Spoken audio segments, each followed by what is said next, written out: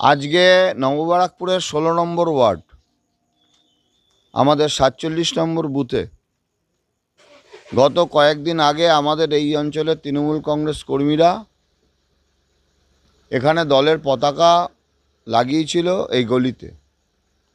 আজকে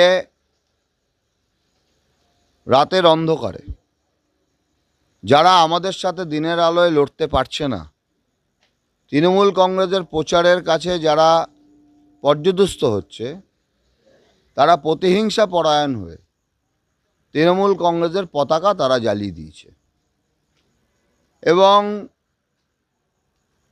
এতে যে আগামী দিন এই পতাকা জ্বালাতে তৃণমূল কংগ্রেসের উপর প্রতিহিংসা করে যারা এই পতাকাটা জ্বালালো, ভগবানের অশেষ কৃপা, আজকে মা অন্নপূর্ণার পুজো, আজকে আর একদিকে রামনবমী, এই দুটোর সন্ধিক্ষণে ভগবানের কৃপায় এই অঞ্চলে মানুষরা বেঁচে গেল।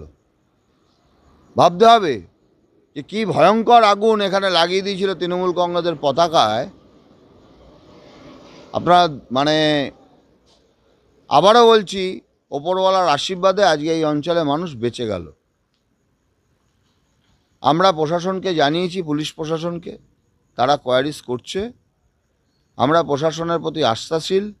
নিশ্চয়ই এই কাজ যারা করেছে তারা আর যাই হোক, তারা সমাজের কোনো ভালো করতে পারে না। যে শক্তি